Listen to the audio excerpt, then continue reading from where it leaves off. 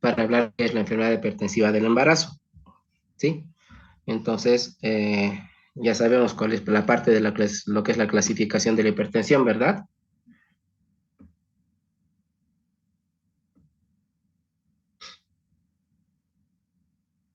El que dice curso del electrocardiograma. ¿Cuál es la definición de hipertensión?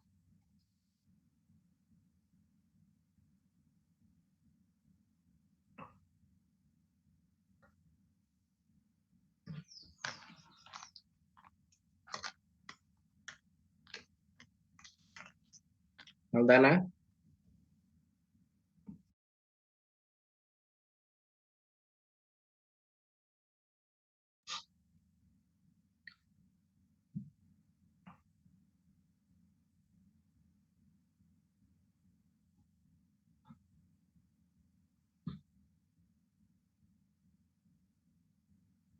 Está bien, Fabiola, pero hay datos numéricos que identifican a los estadios de la hipertensión que ya han sido modificados hace como unos 5 años.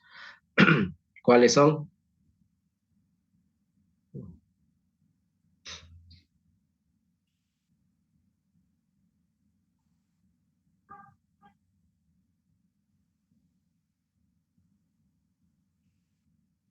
Erika,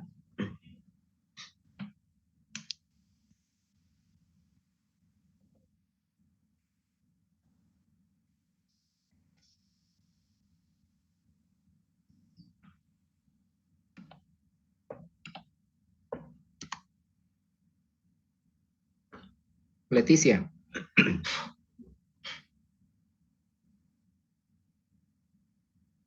Doctor, buenas tardes. Buenas tardes. Es el aumento de la presión, doctor, arriba de lo normal y, si no me equivoco, se tiene 5 categorías. La normal, donde está la presión de 120/80, cuando ya la presión está elevada, mayor a 120, si no me equivoco, la sistólica 120/129, la diastólica menos de 80, la presión arterial de estadio 1 y nivel 2 y la crisis de hipertensiva. Entonces nos interesa saber más que todo qué es estadio 2, ¿verdad? Arriba de 140/90, Sí, en lo que es sí, 120, gestación, 90. ¿sí? Sí, Entonces, y las emergencias hipertensivas, claro, ¿no? Las que están asociadas a lesión de daño de órgano, ¿no? Entonces, sí. sabemos y tenemos que tomar en cuenta que este tipo de patología conlleva dos grandes eh, personas, ¿no? Lo que es la embarazada y lo que es el producto de la gestación. Entonces, por ende, hay que saberla tratar y hay que saberla reconocer dentro de lo que son las complicaciones de que puede llevar este tipo de entidad, ¿no? Sabemos que hay pacientes hipertensas crónicas, ¿no? Que se la va a catalogar hasta antes de lo que sí la embarazada como hipertensión arterial crónica, ¿no? Y lo que es la gestación, que aparece normalmente después de la semana 20 de gestación, ¿sí? Hasta, teóricamente, hasta las 37 semanas, ¿no? Que puede estar presente o no durante el posparto. Entonces, eso tenemos que tomar en cuenta. ¿Por qué? Porque esto de la preeclampsia, la enfermedad hipertensiva del embarazo, con todas sus complicaciones, que son la preeclampsia, la eclampsia, el síndrome de HELP, pueden presentarse incluso en las primeras horas del posparto. Entonces hay que tener eso en cuenta para no comernos nada, ¿no? ¿Por qué? Porque este tipo de entidad puede llevar a trastornos sistémicos, tanto a la madre como al bebé, como la probabilidad de una encefalopatía hipertensiva, accidente cerebrovascular, retraso madurativo, retardo del crecimiento intrauterino, una insuficiencia valvular, ¿sí? O lo que es la complicación más grande, que es el síndrome de HELP, particularmente para las embarazadas, ¿no?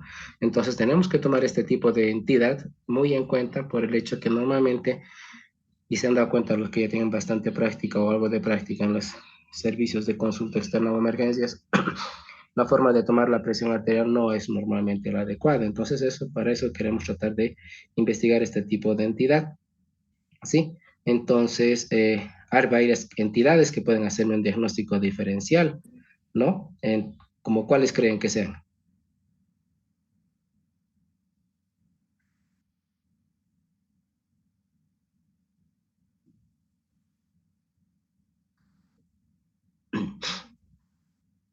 Esther,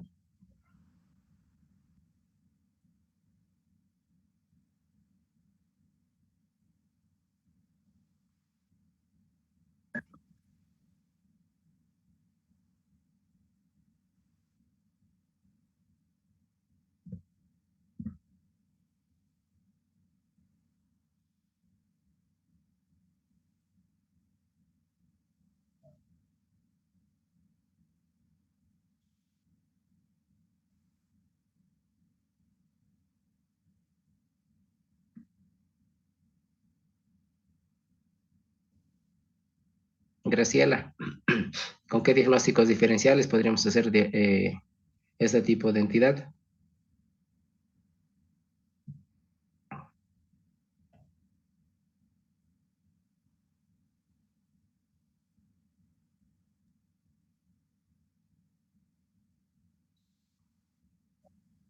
Doctor, si la paciente llega convulsionando, podríamos confundirnos con una convulsión, con una intoxicación también, Exactamente, puede ser otra cosa más. con una intoxicación que nos puede decir.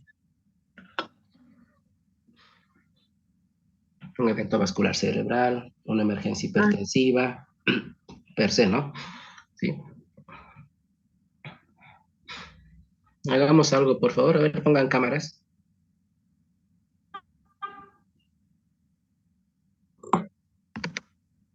Veremos cuántos estamos. Ay, yo tengo que salir. Ay, me sale la cámara. Alvin, ¿cómo estás? Leticia, Doctor, buenas. Leonel, ¿Cómo está, doctor? Buenas. Wendy, Muy buenas tardes, doctor. Mica. ¿Y qué es del resto? Doctor, estoy aquí, estoy aquí. Sí, se te Yo nota, también. Fabi. Ay, no sé, gracias, qué suerte. El internet está bien hoy día. Más bien, ¿no? Y Daniel, Buenas tardes, ¿qué doctor. tal? Entonces, ¿por qué creen que tenemos que tomar en cuenta este tipo de entidad, ya que estamos viéndonos las caras? Para evitar muerte materna infantil, ¿no? Doctor? Materno-fetal, sí. ¿Por qué más? Ari, ya que estás con nosotros.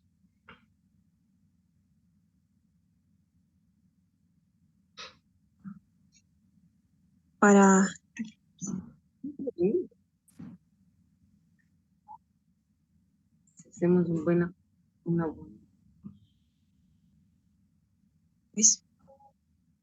Andrea,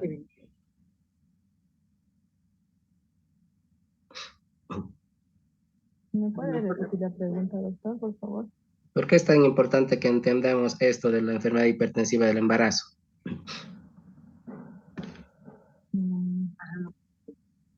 ¿Podría ser para evitar que la paciente con preeclampsia llegue a la eclampsia? Ya, puede ser. ¿Qué más? Porque tenemos que saber reconocerla y cómo vamos a reconocerla con lo que estábamos hablando, ¿no? Con lo que es la característica o la definición de lo que es la hipertensión arterial asociada al embarazo, ¿sí? Y con qué estudios laboratoriales nos vamos a basar y con qué terapéutica nos vamos a ir a encontrar, ¿sí? O qué es lo que podemos hacer cuando nos encontremos con este tipo de circunstancia, ¿verdad? Entonces, seguimos entonces, ¿ya?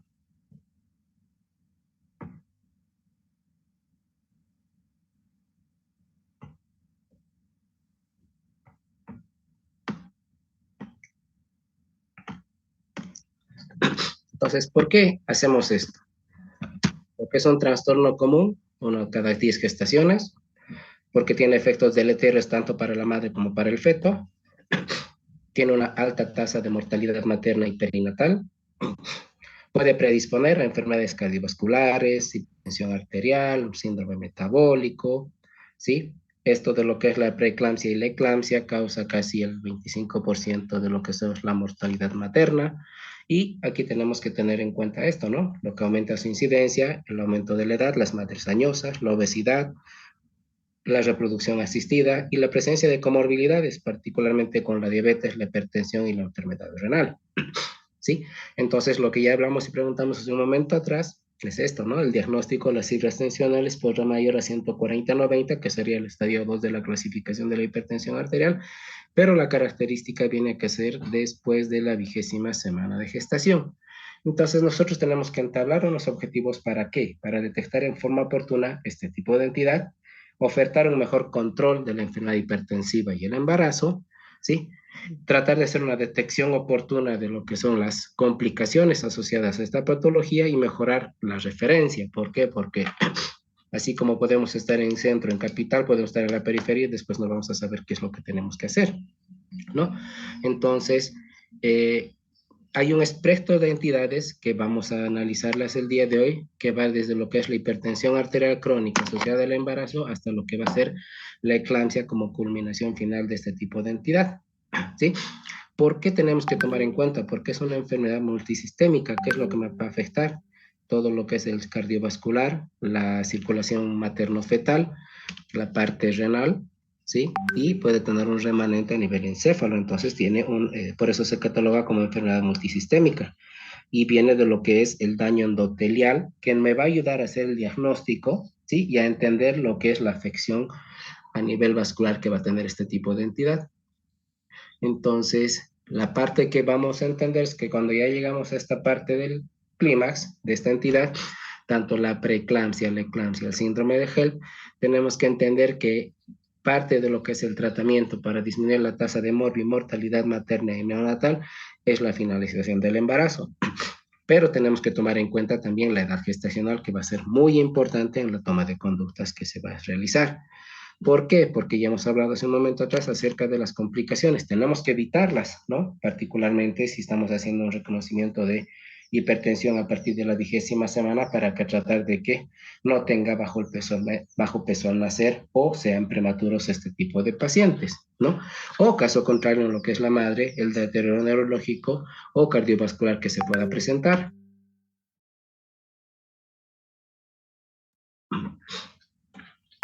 Entonces, la tasa de morbimortalidad materno-fetal sigue siendo una cosa muy alta de mortalidad, ¿sí? Por falta de diagnóstico, falta de previsión en diagnóstico, falta de buenas herramientas para hacer el mismo, diagnóstico clínico de la preeclampsia, que normalmente no lo podemos realizar, determinación de signos y síntomas que lamentablemente no son específicos, la presencia de hipertensión que tratemos de realizarla en 2 tomas, por lo menos una u otra, después de 30 minutos para que la madre esté totalmente relajada.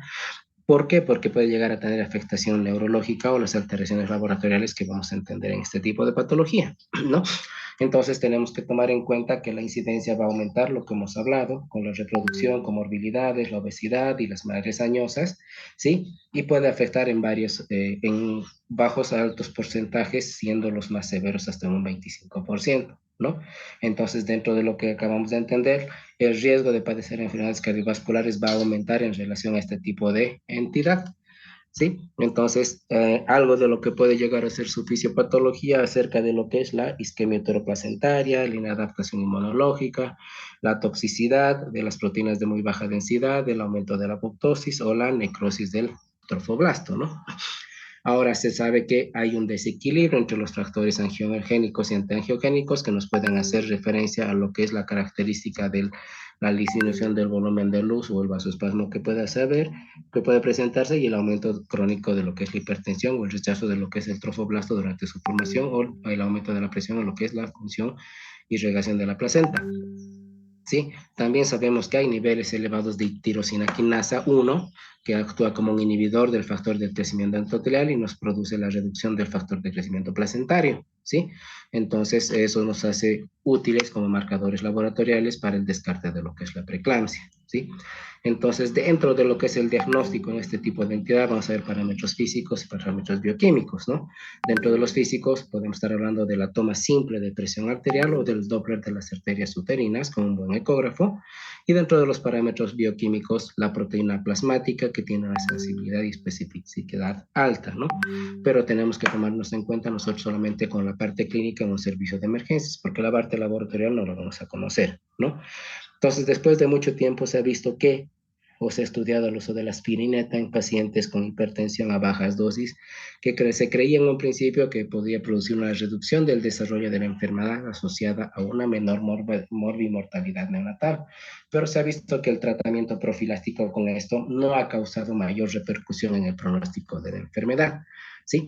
Entonces tenemos que entender dentro de lo que es la fisiopatología, hablamos de coagulopatías, el estrés oxidativo, la placentación anormal, factores inmunológicos, la disfunción endotelial o un desequilibrio entre lo que es la prostaciclina y el tromboxano, ¿no?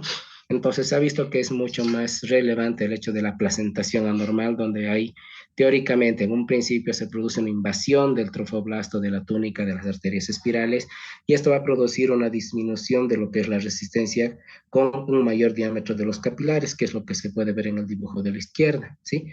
Pero si hablamos de una placentación anormal, las arterias miometriales no van a tener invasión del trofoblasto, entonces no se pierde el revestimiento endotelial y el vaso queda con alta resistencia, con un calibre bastante disminuido, que puede llegar a producir una reacción inflamatoria sistémica debido a una implantación defectuosa de lo que es la placenta, con una con una probabilidad elevada de producir una hipertensión, que me va a manifestar en hipertensión gestacional, preeclampsia, parto prematuro, retraso del crecimiento intrauterino o el desprendimiento normo inserta de placenta, ¿no?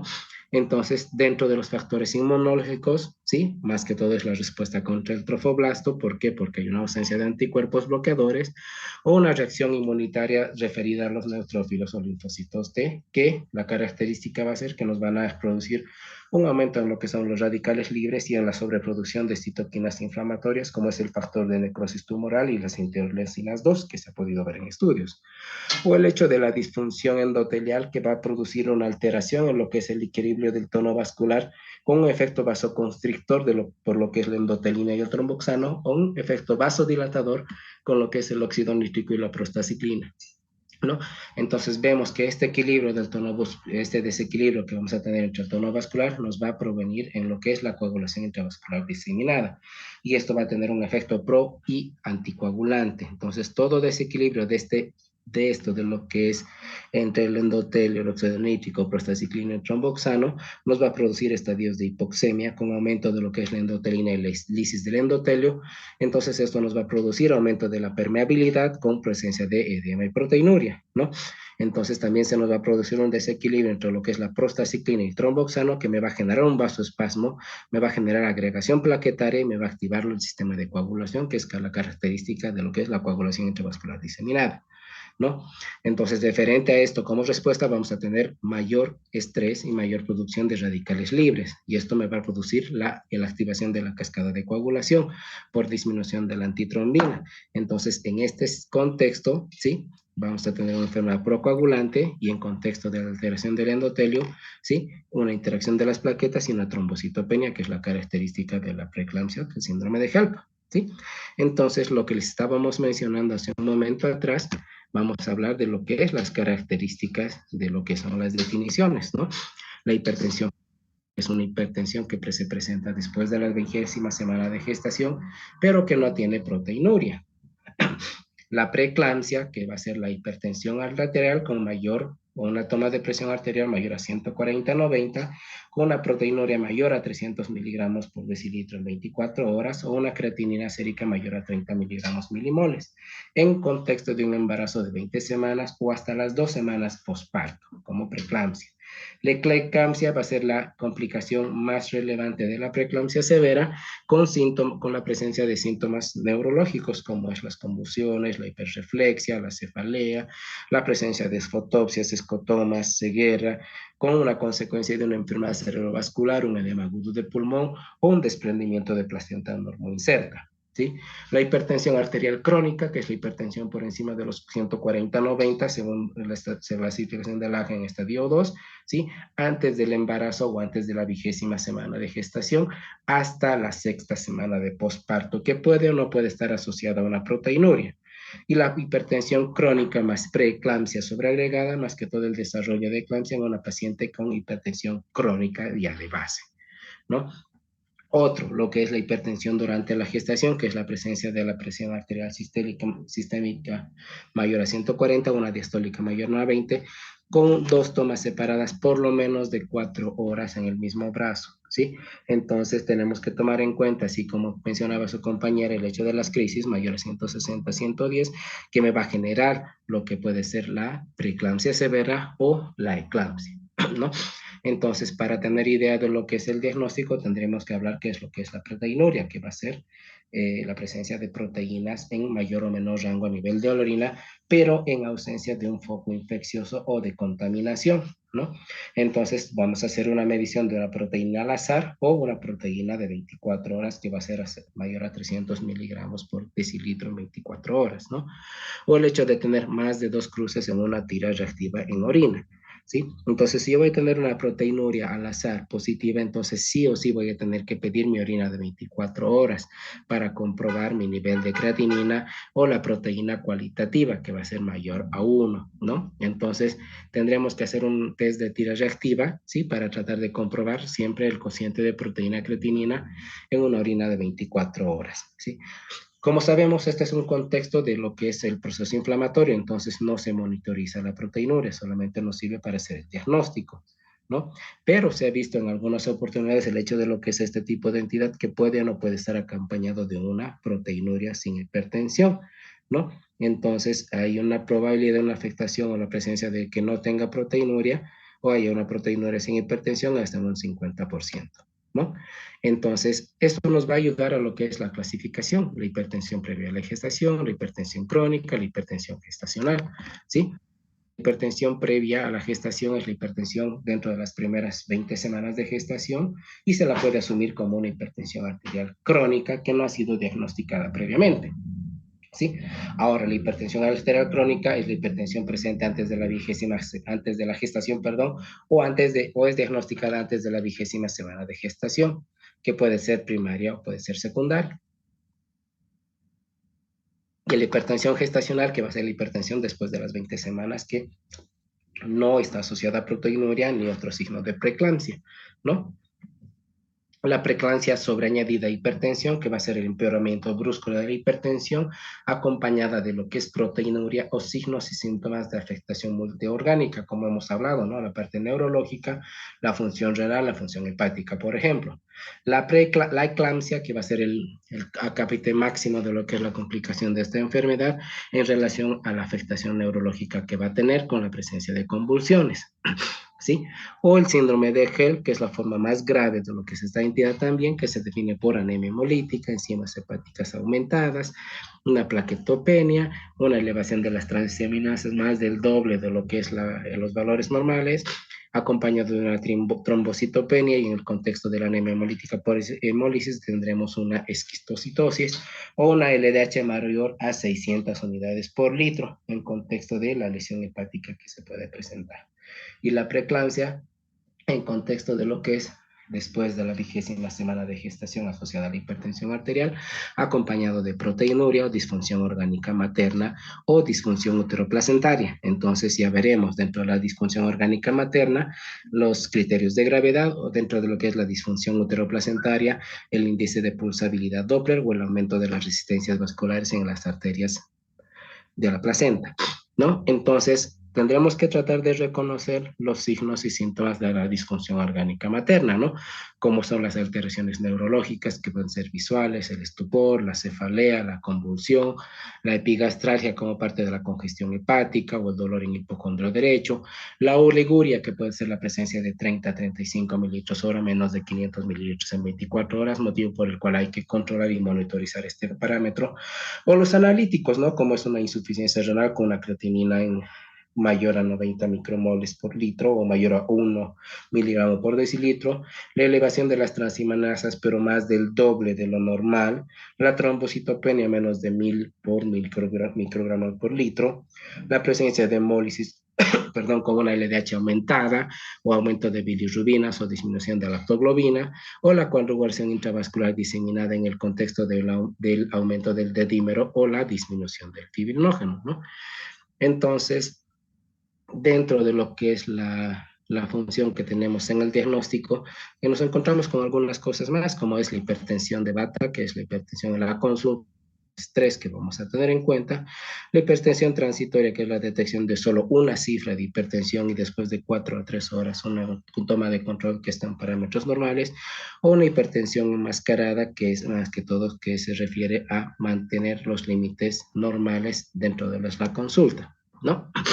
Entonces, ¿qué es lo que vamos a seguir viendo? ¿Sí? La preeclampsia en lo que es el primer trimestre, que se ha demostrado que lo que estábamos hablando en un momento atrás, la administración de aspirina a dosis baja antes de las 16 semanas podría reducir el desarrollo de lo que es esta entidad antes de la semana 37 de gestación, pero se ha visto que no tiene ningún efecto en lo que es pronóstico, ¿no? Se ha visto que puede clasificarse la preeclampsia en precoz, pretérmino y detérmino. Precoz entre lo que es la 32-34 semanas, pretérmino entre 37 semanas y la detérmino después de las 37 semanas, ¿no? Entonces se ha visto que la preeclampsia en gestaciones únicas, ¿sí? Se ha tratado de ver en lo que es la planificación de un control apropiado en lo que es el embarazo, ¿no? Más que todo en el objetivo de implementar estrategias preventivas y educativas para que no se logre llegar a lo que es este tipo de entidad como complicación en el embarazo asociada a la hipertensión, ¿no? Entonces se ha tratado de ver diversos modelos para ayudar en el diagnóstico, como es en la valoración de los riesgos maternos o en ciertos modelos predictivos que son factores maternos bioquímicos y biofísicos, ¿sí? Que son muchos y son variantes que nos van a ayudar a identificar o tener idea de lo que puede ser este tipo de entidad, pero siempre va a depender de cada centro hospitalario con el que contemos, ¿no? Entonces, hablando de factores de riesgo materno, tenemos riesgo elevado o riesgo moderado.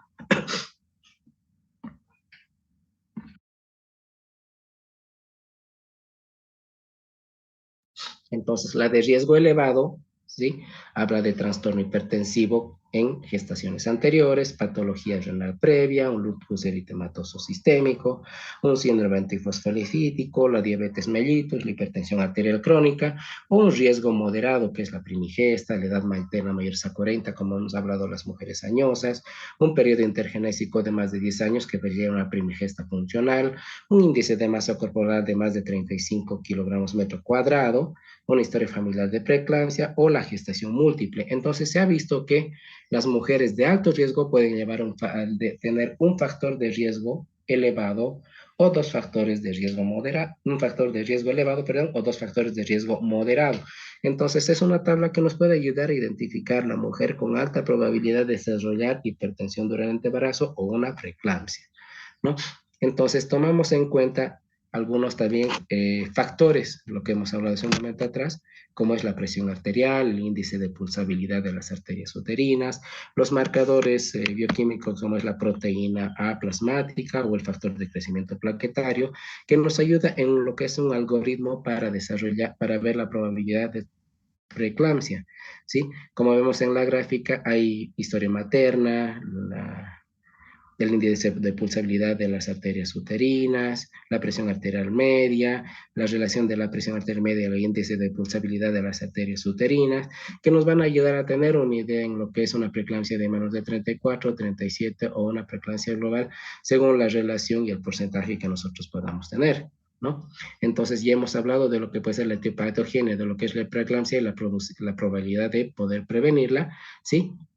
Y en el contexto de la historia clínica que nosotros podamos aumentar en lo que es nuestra atención de emergencias y tratar de hacer nuestros estudios complementarios y clínicos más que todo, ¿no? Entonces se ha visto que eso como una preeclampsia en la gestación única, pero se ha visto que hay 3 o 4 veces de incidencia mayor en lo que es la gestación de embarazos similares, ¿no? Entonces tenemos que entender que se ha visto esta situación que me va a tratar o me va a producir lesiones orgánicas, ¿sí? Que me pueden producir lesiones renales, como es una endoteliosis vascular, que me puede generar una inflamación del endotelio, y eso me puede causar obstrucción de los glomérulos, me puede generar proteinuria por lisis o por un desorden de la membrana basal de los glomérulos, un aumento de la osmolaridad urinaria, que eso me va a generar una falla renal y una oliguria. Podemos tener alteraciones vasculares como es la hemoconcentración en el contexto quizás de lo que puede pasar desapercibido como el diagnóstico de una anemia fisiológica del embarazo, o un vasoespasmo que puede ser mediado por el tromboxano y el óxido nítrico, o alteraciones hematológicas como es la trombocitopenia y en contexto de mielomólisis un aumento de lo que es nuestras LDHs, o alteraciones hepáticas que puede ser también un aumento de la LDH o las transaminasas que me va a orientar a lo que puede ser una necrosis periportal, ¿no? Entonces, ya hemos hablado de varios puntos a tomar en cuenta y el diagnóstico, ¿no? Entonces, si yo voy a tener una sospecha, tendré que hacer mi perfil toxémico en el contexto de encontrar hipertensión y encontrar proteinuria. ¿sí? La hipertensión, ya hemos hablado, tomar 2 veces la presión arterial en el contexto de un tiempo prudente para recuperación o que se tranquilice al paciente, y el hecho de tener la proteinuria, que puede ser con una tira reactiva, una cuantificación de proteína de 24 horas o una relación de proteína creatinina mayor a 1. ¿No? Entonces ya tendré que tomar mi presión arterial, que puede ser mayor a 140/90 en 2 mediciones con una distancia de 4 horas, o la presencia de proteinuria mayor a 2 cruces, ahí yo me comí una. ¿Sí? Entonces, el índice de proteína creatinina mayor a 0,28, perdón, y una proteína de 24 horas mayor a 300 miligramos por 100 mililitros en 24 horas, ¿no? Entonces, yo tendré que ver, si ya tengo mi sospecha diagnóstica, ya tendré que ver de evaluar la función de órganos afectados, tanto para la madre como para el feto, ¿no? Entonces, para la madre veré mi función renal, mi electrocardiograma y un fondo de ojo, que es lo que es la característica de la evaluación de lo que es la crisis hipertensiva, ¿sí? O la valoración fetal con la ultrasonografía para ver el líquido amniótico, calcular el peso, o un registro cardiotocográfico para ver y evaluar la frecuencia cardíaca fetal, ¿sí? Entonces, ¿cuándo yo voy a ver la necesidad de hospitalizar? Cuando yo tengo una paciente con una hipertensión arterial severa, que está acompañada de dolor epigástrico, dolor hipocondrio derecho, náuseas, vómitos, e incluso puede no tener proteinuria. Lo que les decía hace rato de lo que es la proteinuria mayor a 2 cruces. ¿Por qué? Porque se ha visto una relación entre lo que es la presencia de trazas de proteína en orina, que puede ser realizada a 15 a 30 miligramos por decilitro, una cruz de 30 hasta 100 miligramos por decilitro, 2 cruces de 100 hasta 300 miligramos por decilitro. Ya con 3 cruces tenemos mayor a 300 miligramos por decilitro y mayor a 4 cruces mayor a 1 gramo por decilitro. Entonces ya tomamos en cuenta más de 2 cruces como para tener el parámetro de una proteinuria al acecho, ¿no? Entonces nosotros tenemos que hacer una evaluación de lo que estamos hablando hasta ahora para tener una idea de lo que puede ser la prevención. Lo que les decía, el ácido acetilsalicílico en mujeres de alto riesgo reducía un poco la probabilidad de desarrollar antes de la semana 16, pero el estudio ASPRA, aleatorio a doble ciego, ¿sí? Versus un placebo, ¿sí? ¿Qué es lo que ha asociado? Quizás a una reducción de lo que es la incidencia de la preeclampsia, pero no ha habido una reducción de la incidencia significativa en lo que es el riesgo. Entonces no ayuda casi nada en lo que es la prevención de este tipo de enfermedad, ¿no? Eso en base a lo que estamos aprendiendo, lo que ha sido la parte de la fisiopatología, ¿no? Entonces tenemos que hacer un diagnóstico y un manejo, lo que es la sospecha de una clínica de alta probabilidad de una preeclampsia, ¿no? Entonces, ¿qué es lo que nos vamos a encontrar? Gestantes, particularmente en el segundo trimestre del embarazo, con una presión arterial más de 140 milímetros de mercurio. Entonces, ¿qué es lo que yo voy a tener con esta paciente? Que ya le hemos tomado su presión arterial en una distancia de más de 3 a 4 horas y sigue hipertensa, entonces trataremos de objetivar lo que es la proteinuria y detectar las condiciones clínicas que pueden estar asociadas, como alto riesgo de trastorno de una convulsión o de una preeclampsia severa o una eclampsia, ¿sí? Entonces yo tengo que identificar mis rangos de gravedad. Si yo voy a tener una hipertensión mayor a 160, 110, ya vamos a hablar de gravedad, y peor todavía si tenemos signos y síntomas de disfunción orgánica materna, que ya hemos hablado hace un momento atrás. Entonces, si yo voy a tener este tipo de paciente, tengo que hacerle un seguimiento, tendré que internarla, o dependiendo cómo sea mi control de la presión arterial que voy a tener con mi paciente, ¿no? ¿Para qué? Para tratar de estratificar el riesgo de mi paciente de producir este tipo de entidad, ¿sí? Entonces ya tendremos ya que hacer parte de lo que es el tratamiento de estos estados hipertensivos, ¿sí? Entonces, dentro del tratamiento yo tengo que tener objetivos. Mi objetivo principal va a ser, en primer lugar, tengo que establecer el riesgo, ¿sí? Y detectar la probabilidad de que ese cuadro me progrese hacia una eclampsia severa o una eclampsia o un síndrome de HELP. Entonces tendré que ver, perdón, mis criterios de gravedad o las complicaciones fetales que puedo tener. Entonces, ¿la evolución puede ser rápida? Sí, ¿sí? Y el tratamiento de qué es la finalización de la gestación se tendrá que ver en el contexto de lo que es la edad gestacional, ¿sí? Entonces, esas cosas tenemos que tomar en cuenta, ¿sí? ¿Para qué? Para tener un abordaje terapéutico oportuno. Entonces, nosotros ya tendremos que saber que hay antihipertensivos que nosotros podemos utilizar. Entonces, ahí cabe la pregunta. Nuevamente les voy a molestar, ¿sí? Graciela, ¿qué antihipertensivos podemos utilizar?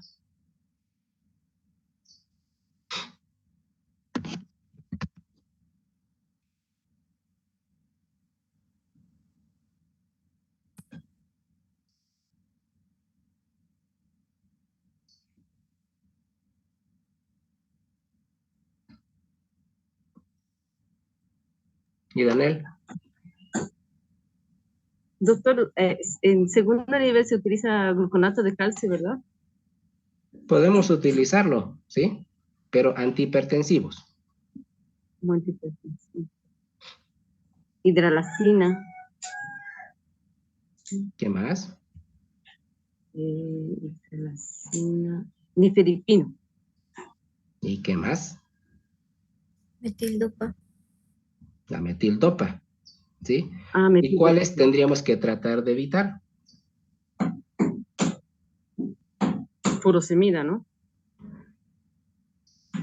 ¿Cuál sería la única indicación del uso de la furosemida en una crisis hipertensiva?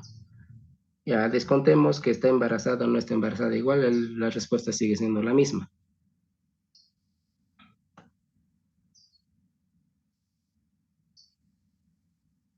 Leonel, ¿cuál es la única indicación de diuréticos en crisis hipertensiva?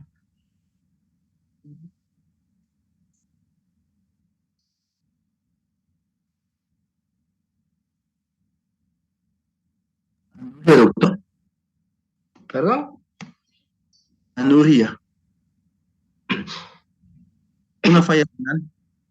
La anuria no se lo toma como un parámetro. ¿Por qué? Porque pueda que esté en el contexto de depresión de volumen, una insuficiencia prerrenal, puede ser una deshidratación severa o puede ser una necrosis tubular renal. Entonces, no se consideraría su indicación la anuria para el uso de diurético en una crisis hipertensiva. Puede ser de tipo urgencia o emergencia.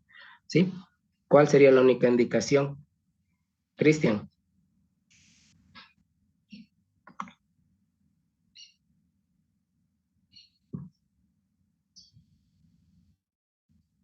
Micaela. En el edema agudo del pulmón puede ser, doctor. No puede ser, es, ¿sí? Pero lo trasladamos a lo que puede ser más entendible, que es la sobrecarga de volumen, que viene a ser el edema agudo del pulmón, ¿sí? Entonces, ¿por qué les decía que no interesaría en este momento en mi pregunta si está o no está embarazada?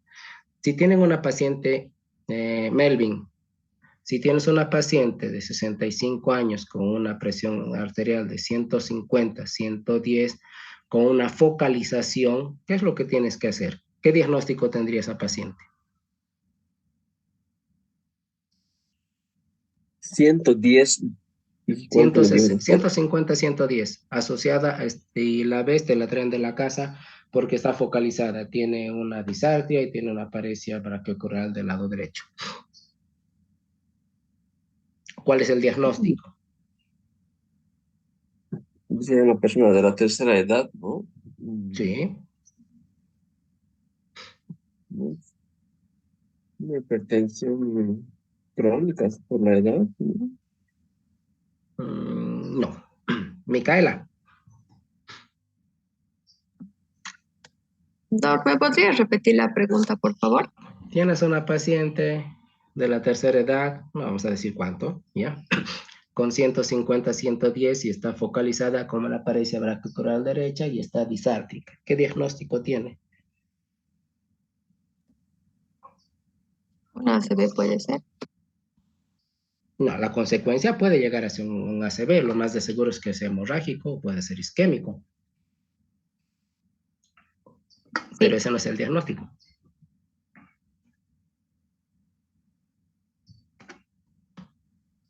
Shirley.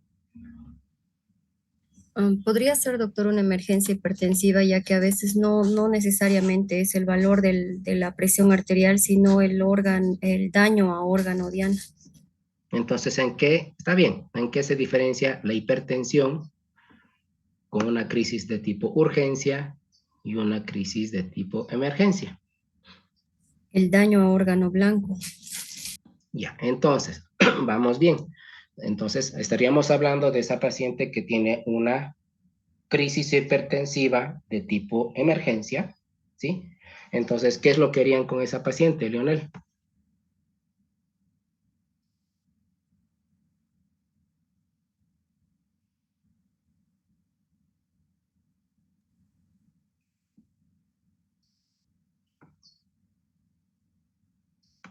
Wendy.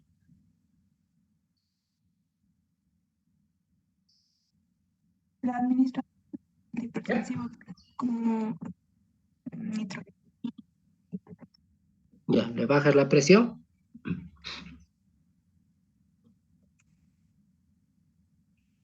Está bien. Shirley, ¿qué más le haces?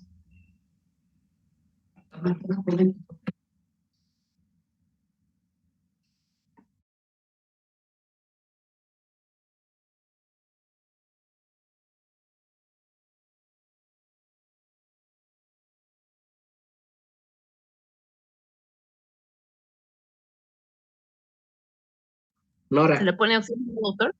¿Perdón? ¿Se le pone oxígeno, doctor? Sí, se le puede poner oxígeno, pero ¿con qué le vas a bajar la presión? La Vitalol.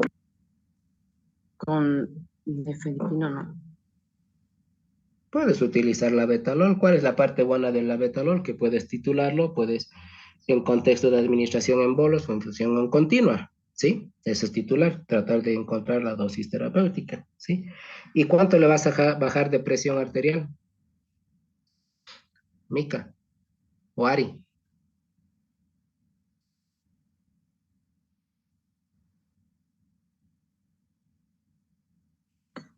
Toca entre el 20 a 30% de la presión arterial media aproximadamente. ¿En cuánto tiempo? 2 a 3 horas. Lo que diferencia a lo que es una urgencia hipertensiva, que la puedo bajar en 24 horas y con medicación bioral, a diferencia de lo que es la emergencia hipertensiva, que lo voy a bajar con medicamentos de uso endovenoso y en el lapso de 1 a 2 horas, ¿verdad? ¿Sí? Entonces, lo mismo sucede en la hipertensa no gestante a lo que es una hipertensa gestante. ¿Por qué? Porque si yo voy a tener un evento vascular asociado a una emergencia hipertensiva y le bajo la presión arterial más del rango que puedo establecer, ¿qué es lo que va a pasar? Leonel.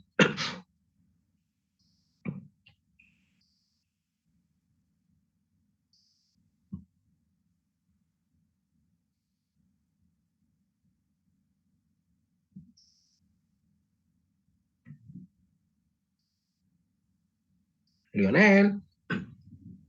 Sí, Doc, aquí estoy pensando. Ya. ¿Podría ser disminución del flujo cerebral? Ya te lo traduzco. Vas a disminuir la presión de perfusión cerebral, puedes producir la presión de perfusión coronaria. ¿Y cómo va a quedar el paciente? Choquear. Con mayor deterioro neurológico porque estamos afectando ya está afectado por su desregularización en lo que es la presión perfusión, presión intracerebral, entonces le voy a bajar más la presión de perfusión cerebral, me va a aumentar su presión intracerebral, me va a hacer un círculo vicioso, me va a producir un edema cerebral que puede ser vasogénico citotóxico, ¿verdad? Entonces, en el contexto de una mujer embarazada, que es lo que me va a producir lo más de seguro la disminución de la presión de perfusión placentaria, ¿sí? Y eso me va a producir mayor sufrimiento del producto, que ya hemos visto que el bebé tiene menos tolerancia a la hipotensión y a la hipoxia y más probabilidades de producir lesiones, ¿verdad? Entonces, valga la aclaración y el equivalente de lo que estamos hablando, entonces me ayuda a tratar de determinar qué medicamentos voy a utilizar, ¿no? Y que va a estar en relación a criterios y criterios de gravedad y complicaciones fetales, ¿no? Dentro de mi objetivo de bajar la presión arterial. Entonces, lo que les preguntaba hace rato, ¿qué medicamentos? Y hemos hablado, ¿y cuáles medicamentos no voy a poder utilizar? Los IECA, por ejemplo, los ARA2, ¿sí? ¿Y por qué? Porque va a tener más consecuencias en lo que es el tracto urinario fetal, por ejemplo, o la disfunción renal que pueda producir, o la hipoplasia pulmonar que pueda producir, por ejemplo, los ARA2. Entonces tenemos que tomar en cuenta, así como les decía su compañera, ahí tenemos la metildopa, los beta bloqueantes y los bloqueantes de canales de calcio como primeros objetivos terapéuticos en el manejo de la hipertensión inducida en el embarazo. ¿Sí?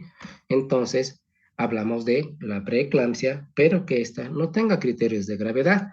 Entonces ya vamos a ver que tenemos que hacer un ingreso de nuestros pacientes. Sí, vamos a tener que hacer un ingreso de los pacientes, pero tenemos que tener en cuenta qué es lo que voy a controlar. tengo que estabilizar la presión arterial y tengo que tener un ambiente adecuado para el control del mismo. Si no lo voy a tener, lo tendré que referir. Entonces a mi paciente le tendré que indicar un reposo relativo para que esté en un lugar quieto, tranquilo, no estresante, porque la mejora de la presión arterial me va a mejorar la perfusión cerebral y la presión de perfusión placentaria, perdón.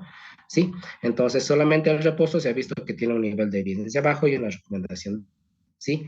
Ahora, pero de que me ayuda con lo que es la mejoría y la disminución del estrés de las paredes de las arterias, me ayuda bastante, ¿no? Hay que hacer un control de signos vitales, por lo menos 3 o 4 veces al día, pero siempre hay que dejarles que puedan descansar en la noche. Y una dieta que va a estar normocalórica, normosódica, normoproteica. Entonces, dentro de mis laboratorios, estamos hablando que estamos con una preeclampsia que no tiene signos de alarma. Entonces, al igual que en todo, pediré un ionograma, un hemograma, la función renal, la función hepática, el LDH, la coagulación, mi perfil de coagulación, una proteinuria, ¿sí? Pero ya hemos hablado que no me sirve para diagnóstico, sí me sirve para diagnóstico, pero no me va a servir para hacer un screening seriado, ¿no? Entonces, tendré que ver también una valoración del feto, ya sea con una ecografía, una biometría fetal, una medición de líquido amniónico, un Doppler fetoplacentario, ¿sí? Y realizar la frecuencia cardíaca fetal a través de un registro cardiotocográfico, ¿sí? ¿Por qué? Porque eso me puede determinar sufrimiento fetal que puede llegar a tener mi paciente, ¿no? Entonces ya veré si después de los controles tengo la probabilidad de seguir la internación o dar el alta, ¿sí? Ahora, ¿cuál va a ser mi objetivo del tratamiento en esto, lo que es la preeclampsia sin signos de gravedad? Tratar de llegar por lo menos a tener una presión arterial de 130/80 con mis antihipertensivos, ¿sí?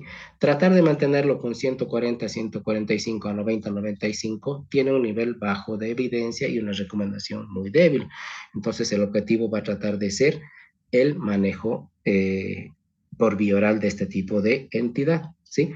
Entonces podemos utilizar también, si no voy a tener una respuesta al tratamiento oral, trataré de tener un antihipertensivo de uso endovenoso, como es el abetalol, que va a ser la primera opción terapéutica, que antes no la teníamos, ¿sí? ¿Por qué? Porque lo que les decía hace un momento atrás, al hacerse titulable, yo puedo controlar la dosis respuesta que voy a tener para tratar de que no sea afectado mi flujo placentario. ¿Sí? Entonces tenemos medicamentos que pueden utilizarse como es el abetalol, el nifedipino, alfametildopa, la hidralazina, ¿sí? O incluso se ha visto algunos diuréticos como es la hidroclorotiazida, ¿no? Entonces el abetalol, ¿sí? Puede ser un intervalo cada 6, cada 8, cada 12 horas, ¿sí? Con una dosis que acá no tenemos vía oral, ¿sí? Solamente tenemos endovenoso, ¿sí? En el cual me está contraindicado pacientes asmáticos con insuficiencia cardíaca o bradicardia materna o bloqueos auriculares de segundo o tercer grado, ¿sí? El nifedipino a una dosis de 10 a 60 miligramos, ¿sí? Pero no voy a poder utilizar en pacientes choqueados o con infartos recientes. La alfa-metildopa tendría que tener precauciones en pacientes hepatópatas o en cromocitoma como hipertensión arterial. La hidralazina tendría que tomar en cuenta si mi paciente tiene una enfermedad coronaria, cardiopatía chagásica, cardiopatía isquémica o una taquicardia, y la hidroclorotiazida particularmente en pacientes con preeclampsia, que nos va a ayudar a tratar de disminuir el volumen plasmático circulante, ¿no? Entonces, esas son algunas características de estos antihipertensivos orales. Y los endovenosos, como es también, tenemos la hidralazina, la nitroglicerina, el nitroprusiato. La nitroglicerina como efecto va a tener vasodilatador arterial y venoso, y el nitroprusiato particularmente arterial, ¿no? Entonces, el abetalol, ¿sí? Podemos utilizar en endovenoso lento de 20 miligramos, ¿sí? Y repetir cada 10 minutos en base a la respuesta terapéutica que yo tenga con mi paciente, ¿sí? Después ya podría hacer mi titulación del mismo o hacerle una infusión continua o ver cómo se va a manejar la presión arterial. Entonces ya tendré que monitorear a mi paciente. La hidralazina con un bolo de 5 miligramos y podemos repetirlo cada 20 o hasta cada 30 minutos, ¿sí? Pero con un monitoreo estricto de la presión arterial. La nitroglicerina podemos empezar a 5 microgramos minuto, ¿sí? Y puede ser dosis en ascenso dependiendo de la respuesta terapéutica que yo pueda tener con mi paciente. Ahora, la nitroglicerina me puede ayudar también en el contexto de una paciente que me haya hecho un edema agudo de pulmón, ¿sí? Ahora, el nitroprusiato con 0.25 microgramos kilo peso minuto y podemos ir aumentando hasta una dosis de 10 microgramos kilo peso minuto, ¿sí? Entonces, esto hay que tener en cuenta que es sensible a la luz y hay que taparla por el mismo, ¿sí? Y el diurético que solamente aquí, como dice, en caso de pacientes con sobrecarga de volumen o edema agudo de pulmón, que va a estar asociado a los otros, ya sea la nitroglicerina o el nitroprusiato. Entonces, la furosemida como monoterapia no nos va a ayudar. Entonces, como vamos a tomar en cuenta este tipo de terapéuticas, medicamentos más frecuentes, vamos a utilizarlos en cualquiera de estas entidades de hipertensión asociada al embarazo. Entonces, si yo tengo a mi paciente con una preeclampsia sin factores de riesgo, ¿sí? Entonces, trataré de programar una cesárea para las 37 semanas. ¿Por qué? Porque puede haber más complicaciones con una vía de parto que va a ser la vaginal. Entonces, este tipo de programación con una maduración fetal, ¿sí? Me va a ayudar en este estudio de HIPIAT, que ha visto que a las 37 semanas de gestación reducía la morbimortalidad materna, ¿sí?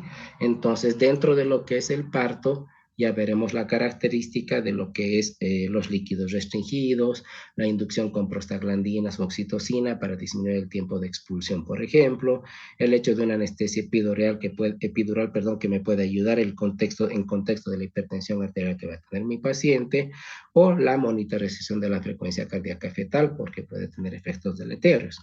Ahora, en contexto de preeclampsia, pero esta vez con criterios de gravedad, entonces sí la internación se hace obligatoria, ya con unos signos vitales mucho más frecuente, cada 4, cada 6 horas, y dependiendo de la característica de la paciente, vemos o no el descanso nocturno.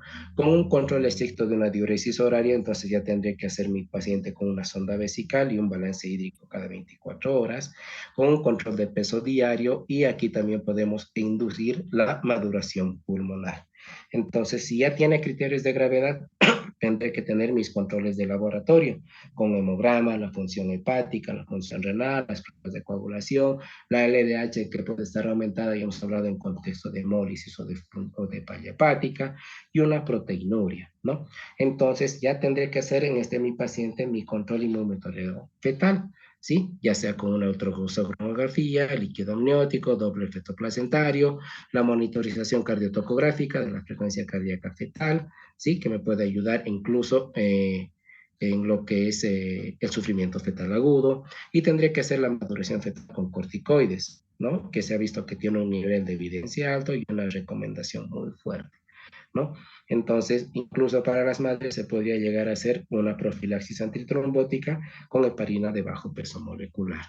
Entonces, a la madre, ¿qué le voy a hacer? Y hemos tratado de ver al producto, le vamos a ver a la madre con una monitorización, oximetría de pulso, monitorización de la presión arterial, y esto de la monitorización de la vena cava, la presión de la vena cava, que me va a ayudar en el contexto de una evaluación intravascular, pero que se ha visto que tiene también buen rédito la medición de una vena cava, pero en una mujer gestante de más de 20 semanas ya quizás no podemos utilizar una medición de una vena cava por el hecho del útero gestante que puede estar aumentado de tamaño, ¿no? Entonces tendría que hacer mi fluidoterapia en estas pacientes que acompañan mis monitoreos, ¿sí? Con un balance hídrico relativamente neutro que podamos utilizar, ¿sí? Y no se recomienda la reposición de volumen para tratar la oliguria, ¿sí? ¿Por qué? Porque si una paciente puedo desencadenar un edema agudo de pulmón, y eso puede tener muchos efectos deleterios tanto para el binomio materno-fetal, ¿sí? Entonces, solamente el tratamiento diurético estaría indicado si tengo el tanque lleno, o sea, si tengo el intravascular adecuado, sí voy a poder hacer la prueba de estrés con diurético, pero mientras yo esté seguro que no voy a tener un intravascular adecuado y adecuadamente lleno, no voy a hacer una aplicación de un diurético, ¿no? Entonces, parte de lo que es el tratamiento está tratar de mantener entre 130 y 155, entre 80 y 100 milímetros de mercurio, tanto la sistólica como la diastólica, ¿no? Entonces, en este tipo de objetivos, ¿cuál es la parte más importante? Tratar de prevenir las complicaciones cerebrovasculares o cardiovasculares que pueda tener la madre, con un incremento de lo que es la tasa de morbimortalidad materna. Entonces, he visto que el tratamiento antihipertensivo que puede estar sustituido aquí nos va a ayudar a prevenir las complicaciones maternas, ¿sí? Pero ¿cuál tenemos el hincapié que tenemos que tener en estos pacientes en utilizar en la medida de lo posible las dosis mínimas, no llegar a las dosis máximas, ¿no? Entonces ya podemos tener como primera línea de medicamentos el abetalol en bomba de infusión, ¿sí? O si la presión y la hipertensión se vuelve un poco refractaria, asociar a hidralazina, ¿no? Y aquí podemos utilizar el sulfato de magnesio como para tratar de estabilizar membrana y evitar las convulsiones, ¿sí? Que se puede incluso reanudar después de lo que es la conclusión de la gestación, ¿sí? Entonces, yo tendré que valorar a mi paciente y al binomio materno-fetal, ¿sí? En un embarazo con una preeclampsia con factores de riesgo. Si es más de 38 semanas, se hace una finalización del parto, nuevamente, del embarazo, perdón, ¿sí? Ahora, ¿qué es lo que hemos dicho? De preferencia sería el parto vaginal, pero dependiendo de las condiciones maternas y fetales. Ahora, ¿qué vamos a hacer si el paciente no tiene 38 semanas cumplidas? Entonces, si el paciente tiene menos de 32 semanas, trataré de ver la valoración de un modelo predictivo en lo que es la estimación de riesgos, que me puede predecir la probabilidad de desarrollar un efecto adverso hasta dentro de los 7 días, ¿sí? Y más que todo nos ayuda a diferenciar, a predecir, perdón, la mortalidad materna, no la fetal, ¿sí? Entonces, este tipo de estratificación del modelo predictivo de Pierce, ¿sí? Si sacamos un riesgo menos del 5%, podemos tener una conducta expectante y de valoración. Pero si es más del 5%, tenemos que tratar de incluir lo que es la finalización de la gestación previo a lo que es una maduración fetal, ¿sí? Entonces, si es más de 34 semanas, trataremos de hacer una finalización si es que estamos con una preeclampsia con factores de riesgo, pero siempre previa maduración fetal. Y si es menos de 34 semanas, tendré que ver la presencia de cefalea, alteraciones visuales, hiperreflexia, epigastralgia, dolor en hipocondrio derecho, una hipertensión no controlada, ¿sí? Y llegar incluso al hecho de utilizar antihipertensivos en la dosis máxima, ¿no? Entonces tenemos que tomar esas cosas en cuenta, ¿sí? Para ver esto de lo que es el tratamiento en contexto de criterios de alto riesgo.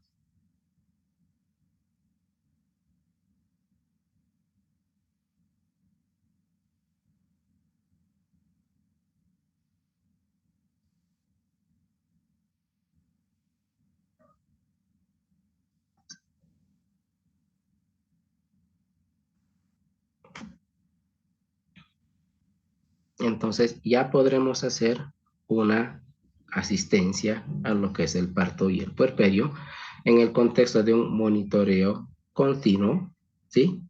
Para tratar de mantener una buena perfusión, ¿sí? Placentaria, ¿no?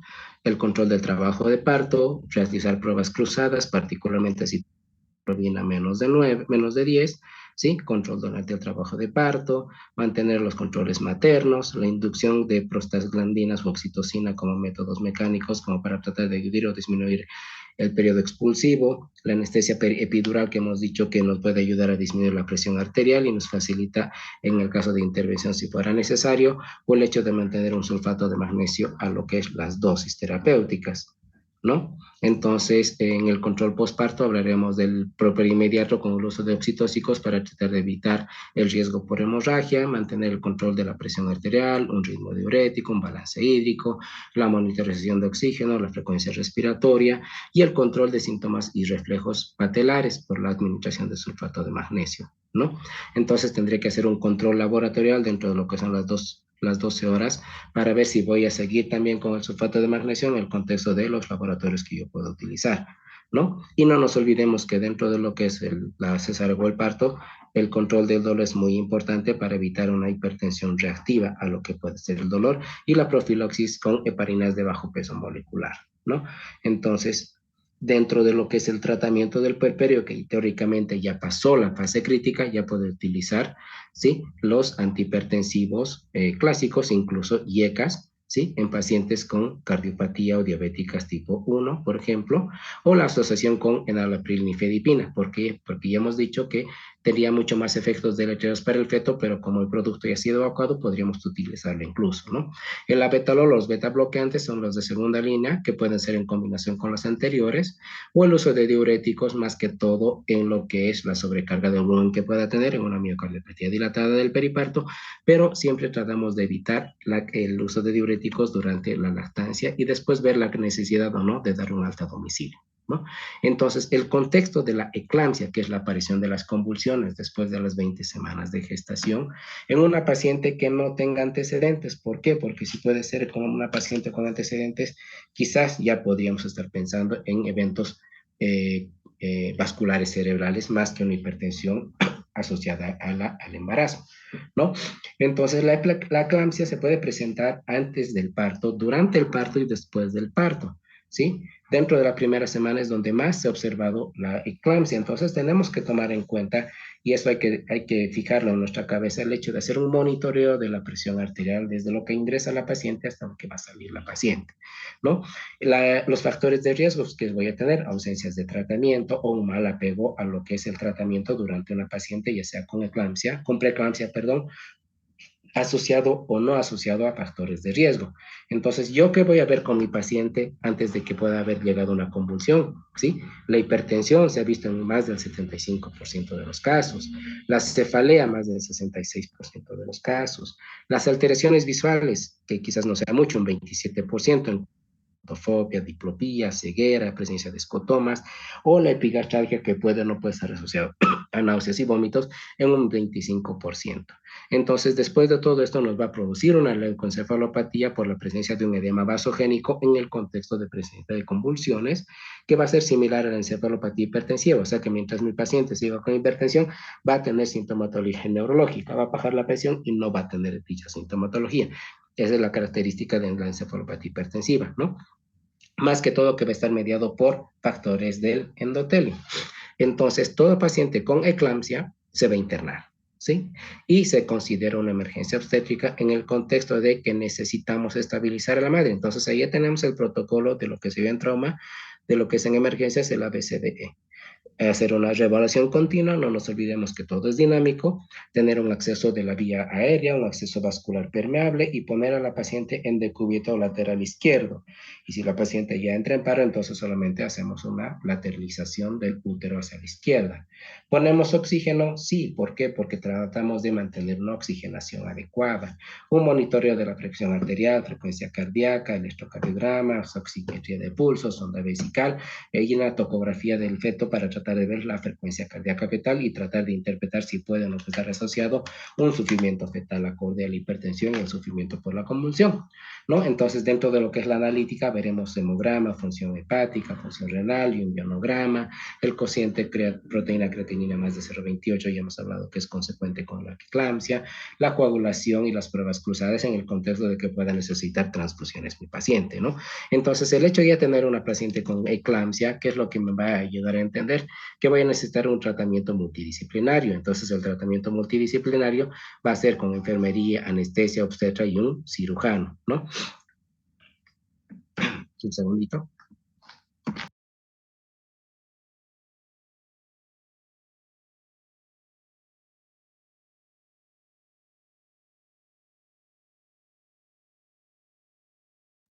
Entonces, esto de la eclampsia, ya hemos hablado en un principio, puede llegar a afectar hasta incluso hasta un 10% de las mujeres embarazadas, ¿sí? Entonces, esto puede llegar a aparecer lentamente o puede aparecer abruptamente, entonces tenemos que ver esta característica para entenderla y tratar de dar lo que hemos hablado del soporte multidisciplinario con un tratamiento conjunto a las pacientes, ¿no? Entonces el tratamiento siempre va a tener, en este momento, anticonvulsivantes, anticomiciales, y lo primero que vamos a dar es el sulfato de magnesio, ¿no? Entonces, la administración de sulfato de magnesio como estabilizador también de membrana tiene un nivel de evidencia alto y un nivel de recomendación fuerte, ¿sí? Y siempre vamos a utilizar una dosis en emergencia porque va a ser superior a profiláctica, ¿no? Entonces, en un inicio utilizaremos de 4 a 6 gramos en 100 mililitros de solución fisiológica para pasar en 5 minutos y después hacer un mantenimiento de 24 horas con hora, o sea que hay que diluir 10 gramos de sulfato de magnesio en 900 de solución fisiológica para 24 horas. Ahora, si es que mi paciente no va a tener respuesta, entonces tendría que aumentar mi ritmo de perfusión, ¿sí? O hacer un segundo bolo, ¿no? Entonces, ¿qué es lo que vamos a seguir haciendo con mi paciente? Si mi paciente no va a tener una respuesta adecuada, ya que tendré que utilizar también diazepam, pero tenemos que tener en cuenta que me puede disminuir, me puede sedar a la paciente lo suficiente y me puede ponerle inconsciente y tendría que ventilarle incluso, ¿no? Entonces, la fenitoína también se ha visto que tiene un buen efecto dentro de lo que es una dosis de impregnación, ¿no? Entonces, ¿qué es lo que nosotros tenemos que seguir haciendo? Instaurar un tratamiento antihipertensivo endovenoso, porque estamos hablando de una emergencia obstétrica, para tratar de ver la estabilización del cuadro de la mujer embarazada y siempre haciendo un monitoreo y una valoración del estado fetal por monitorización continua, una frecuencia cardíaca fetal, ¿sí? O acompañado de una maduración fetal como un protocolo por si acaso tenemos que terminar o interrumpir el embarazo, ¿sí? La radiografía de tórax puede o no estar indicada en el contexto del estado hemodinámico del paciente, salvo que haya deteriorado para detectar una neumonía por broncoaspiración, ¿no? Entonces yo tengo que ver qué factores de riesgo va a tener mis pacientes para pasar de la preeclampsia a la eclampsia, como es la nulliparidad, la hipertensión arterial preexistente, trastornos renales, las pacientes diabéticos, edades avanzadas o edades de muy corta edad, antecedentes de preeclampsia, embarazos múltiples, la obesidad, trastornos trombóticos. Entonces, todas esas cosas nosotros tenemos que tomar en cuenta para tener una idea de lo que es nuestra gestante y qué probabilidades vamos a tener de tratar de inducir una finalización del embarazo, ¿no? Entonces, tengo que ver si mi feto es viable o no es viable. Si el feto no es viable, entonces finalizamos en forma inmediata la gestación, por ejemplo, que no tenga ya frecuencia cardíaca fetal o que haya un desprendimiento normal de placenta de más del 50%. Ahora, si es un feto viable, entonces tendré que tratar de finalizar el embarazo dentro de lo que son las primeras 24.